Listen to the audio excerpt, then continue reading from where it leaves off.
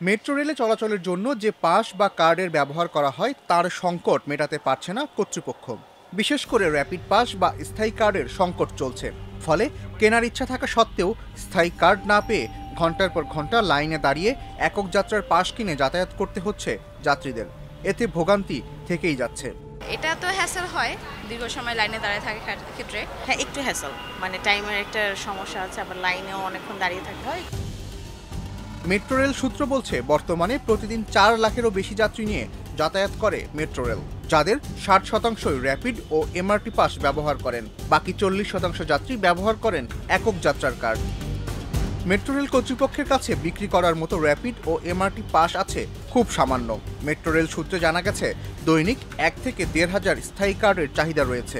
MRT বা rapid পাসে যাতায়াত করলে টিকিটের মূল্যে 10% ছাড় পাওয়া যায়, এজন্য এই কার্ডের চাহিদা বেশি।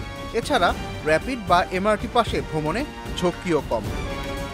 মেট্রো রেল নির্মাণ ও পরিচালনার দায়িত্বে থাকা Dhaka mass transit company limited DMTCL নিজেরাও র্যাপিড কার্ড সংগ্রহ করতে পারেন না।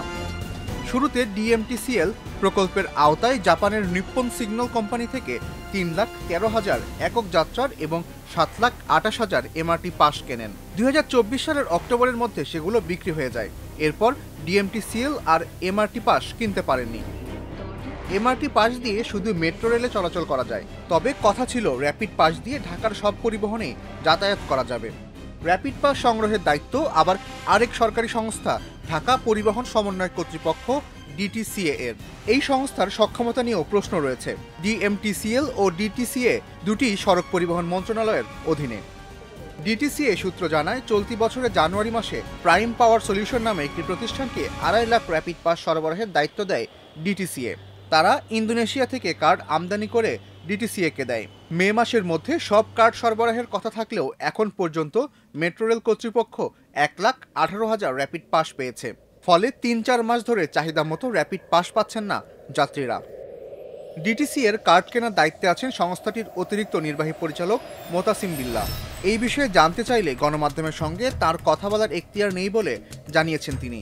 তবে তিনি সংস্থাটির প্রধানের সঙ্গে এ বিষয়ে কথা বলবেন বলেও জানিয়েছেন।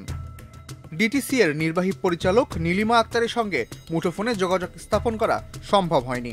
যোগাযোগ করা হলে সড়ক বিভাগের জ্যেষ্ঠ সচিব এহসানুল হক প্রথম আলোকে বলেন, র্যাপিড পাস কেনার জন্য ডিটিসিএ-কে নির্দেশনা দেওয়া আছে। কার্ডের সংকটের বিষয়টি তিনি জানেন না, খোঁজ নিয়ে ব্যবস্থা নেবেন। বর্তমানে ঢাকার উত্তরা থেকে মতিঝিলের পথে মেট্রো রেল চলাচল করছে। 2022 সালের ডিসেম্বরে প্রথম মেট্রো রেল চলাচল শুরু হয়।